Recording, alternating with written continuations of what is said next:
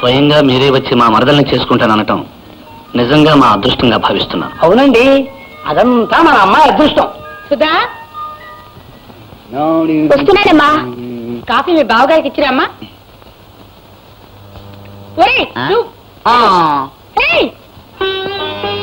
వారికి ఇవ్వమ్మా. మా మరదల సుధా, రాజా ఇంజనీర్ గారు.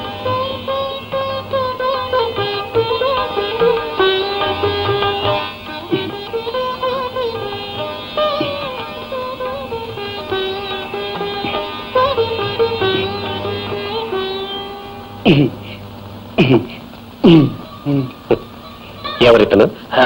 మా ఇంట్లో కుర్రోళ్ళండి.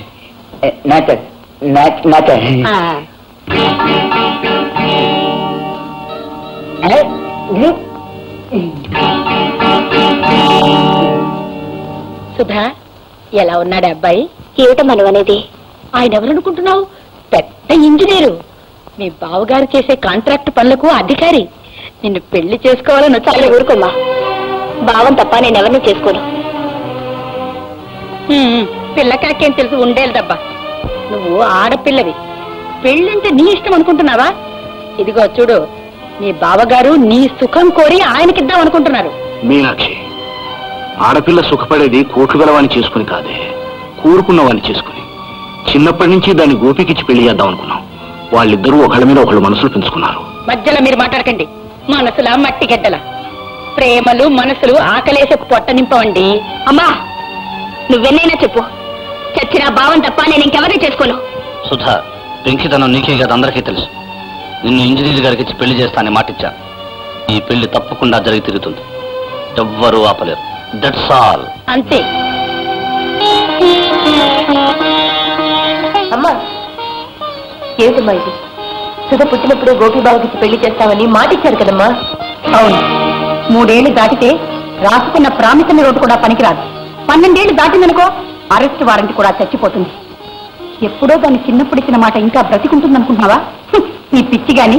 అమ్మా, మనిషికి చావున్నట్టు మాటకి చావు లేదమ్మా. ఇవాళ డబ్బు రాగానే నువ్వు మారిపోయావు, కానీ రేపు వాళ్ళకి డబ్బు వచ్చినా బాగా మారడమ్మా. అయినా ఇప్పుడు వాళ్ళకేం తక్కువని? ఉన్నంతలో వాళ్ళు బాగానే ఉన్నారుగా. గాడిద ఎప్పుడు గుర్రం కాదే అమ్మా. లేకపోతే ఏమిటే? అల్లుడు గారు చూసిన ఇంజనీర్ సంబంధం ఎక్కడ? కుక్కకోని కోళ్లకు మేత వేసి కోడిక లెక్క పెట్టే గోపి సంబంధం ఎక్కడ? అమ్మా, ఇంత డబ్బొచ్చినా ఆ దరిద్రుల మాట ఎత్తుతావేమిటే? మన అంతస్తు మర్చిపోయి మాట్లాడతావే? అవునమ్మా, మన అంతస్తును మర్చిపోయే మాట్లాడుతున్నాను. గోపీబాబు మన ఇంటికి వచ్చినప్పుడు పనస పళ్ళు, అరటి పళ్ళు, తినుబండారాలు తెచ్చేవాడు కదా. వాటిని చూసి మనం 3 రోజులు గ్రాసం దొరికి మనం మురిసిపోయేవాళ్ళం కదా. ఆ సంగతి మర్చిపోయే మాట్లాడుతున్నానమ్మా. మాలాంటి పేదవాళ్ళ ఇళ్లలో ఎందుకు భోంచేస్తావులే అని గోపీబాబు మన ఇంట్లో భోంచేస్తేనే చాలు అనుకునేవాళ్ళం కదా. ఆ సంగతి మర్చిపోయే మాట్లాడుతున్నానమ్మా. మనం మరీ తిండి కటకట్లాడే రోజుల్లో గోపీబాబు ఇంట్లో ఉంటే 4 రోజులైనా గడిచిపోతుందిలే అనుకుని వాళ్ళింటికి చుట్టం చూపుగా వెళ్ళిన సంగతి కూడా మర్చిపోయే మాట్లాడుతున్నానమ్మా. సుశీల, ఆ ముష్టి వెదం వెనక వేసుకొస్తూ కన్న తల్లిని దెప్పుతున్నావా? మనతో పోలిస్తే చీపురు పుల్లకు కూడా ఖరీదు చేయని ఆ దరిద్రుడికి సుధుని పెళ్లి చేయమంటావా? చూడు, ఇది నీ భర్త తీసుకున్న నిర్ణయం అని తెలిసి కూడా బాధిస్తున్నావా? నీ భర్త అంటే నీకు ఇంత నిర్లక్ష్యం అన్నమాట. బహుశా నాకు నీ పోలికే వచ్చుంటుందమ్మా. నువ్వు మాత్రం నాన్న మాట ఎప్పుడు లెక్క చేసావు కనుక. సంపాదన లేని మొగుడు మాట పెళ్ళాం వినక్కర్లేదు.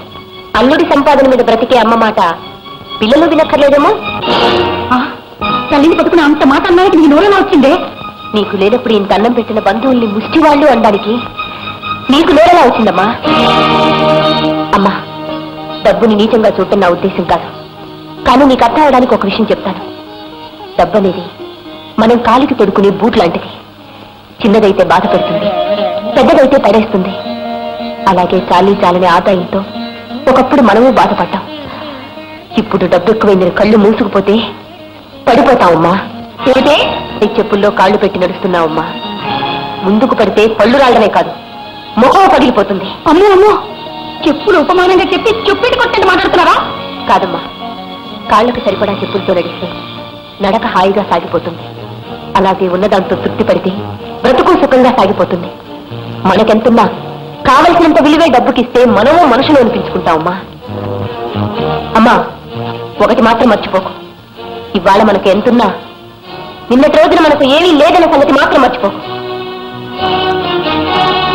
వాళ్ళకి ఇష్టం వచ్చినట్టు ఎవరికో కట్టబెట్టడానికి సుధా బలిపశువు కాదు. ఈ పెళ్లి ఎలా జరుగుతుందో నేను చూస్తాను. అవునరా, చిన్నప్పటి నుంచి వీడికి దానికి పెళ్లి చేయాలనుకున్నాం. ఇప్పుడు ఉన్నట్టుండి ఆవిడలా మారిపోవడం భావ్యం కాదురా. డబ్బు మైకంలో పడి అన్నీ మర్చిపోయింది. మావయ్య, పేక మేడల పైన కూర్చొని అవి 10 కాలాల పాటు కూలిపోకుండా ఉంటాయనుకోవటం అత్తయ్య మూర్ఖత్వం. సుధా పెళ్లికి పరిష్కార మార్గం ఏమిటో నాకు బాగా తెలుసు. సుధా, సుధా, సుధా, ఎక్కడికే బయలుదేరావు? నీ దుంప తెగ నన్ను తోసేసిపోతావా? ఎందుకు వచ్చావు ఇక్కడికి? చెబుతాను. సుధా, సుధ పెళ్లి నిశ్చయమైంది. తాంబూలాలు కూడా పుచ్చుకున్నాం. అనవసరంగా శ్రమపడక వచ్చిన ధరనే వెళ్ళు. ఇష్టం లేకపోయినా కట్టగలిగేది ఆవుకు పలుపుతాడు కానీ ఆడదానికి పసుపుతాడు కాదు. సుధకి పెళ్లి నిర్ణయించే అధికారం మీకు లేదు. ఈ ఇంట్లో ఏ విషయంలోనైనా ఎవరి విషయంలోనైనా ఆఖరి నిర్ణయం నాదే. పిచ్చి తొగ్లక రాజ్యం లాంటి ఈ ఇంట్లో ఆఖరి నిర్ణయాలు నీవని తెలిసే సుధని ఈ ఇంట్లోంచి తీసుకువెళ్ళటానికి వచ్చాను. సుధా,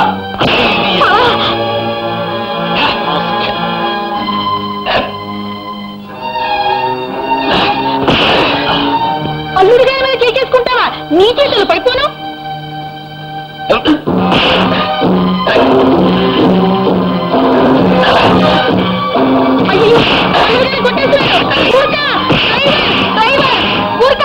ఎక్కడికి పోయారా? అల్లుడి గారు చెప్పేస్తున్నారు, తొందరగా రండి రండి. పొట్టి చేతులతో వస్తారేమరా? ఇద్దరు పట్టుకోండి.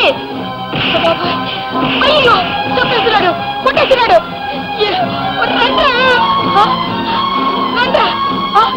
అల్లుడు గారు ఏదో చేసి వచ్చి ఉంటాడు, వీడు చంపేయండి. మీ ప్రాణాల మీద ఏదైనా ఆశ ఉంటే నా దారికి అడ్డు రాకండి. తప్పండి. అయ్యో, అల్లుడు గారు ఏమయ్యారు? ఆకాశవాణి ఇంతటితో ఈ ప్రసారం సమాప్తం. తర్వాత కార్యక్రమం వేణీళ్లు ఒళ్ళు కాపడాలి. అయితే స్టవ్ మీద నీళ్లు పెట్టనా?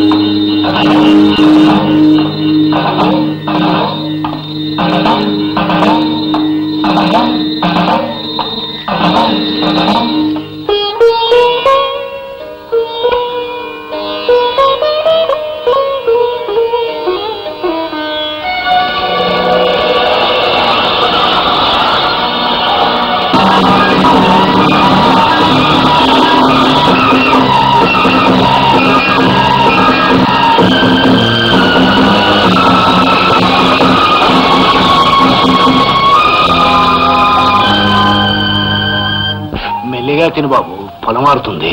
కూర బాగుంది నాన్న. ఏమిట్రా తినడం? పశువు గడ్డి వేస్తున్నట్టు. అసహ్యంగా తినేవాళ్ళు డైనింగ్ టేబుల్ మీద కూర్చోకూడదు. లేక నుంచి కింద కూర్చో. కూర్చో. కూర్చుంటా.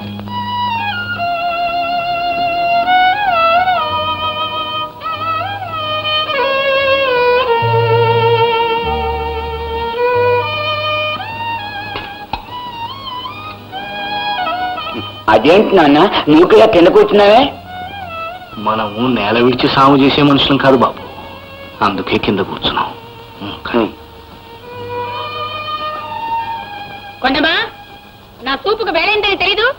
అయ్యప్ప, వచ్చిందమ్మ దొరసాని. సూపు కావాలంట, సూపు ఇస్తానుండు, రోగం కుదురుతుంది.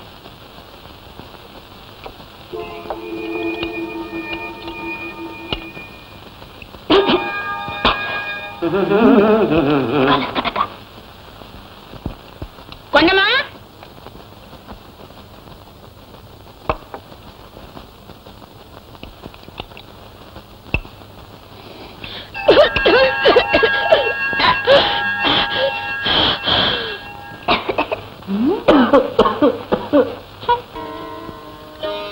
కాఫీ తీసుకోండి.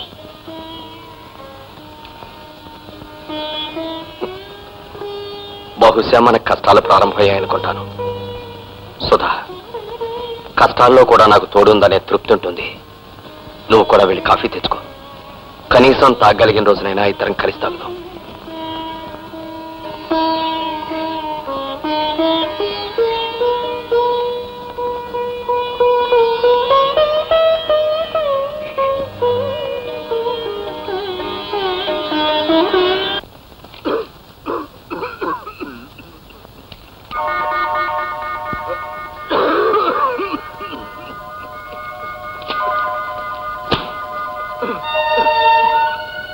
అబ్బబ్బా, ఈ ముసలాయన పగలు రాత్రి ఇలా దగ్గుతూ అందరి ప్రాణాలు తీస్తున్నాడేమిటి? ఇలా దగ్గుతూ ఉంటే అల్లుడు గారు పనిలా చేసుకుంటారు. ఉండి ఆయన పని చెప్తాను.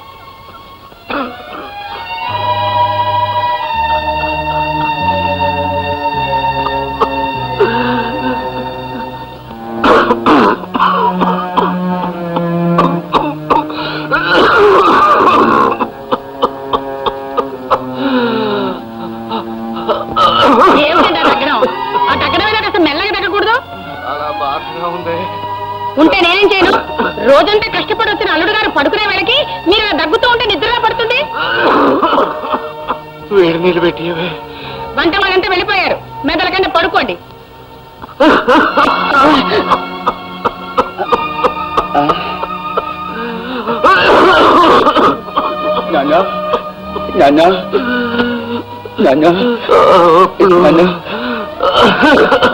బాబా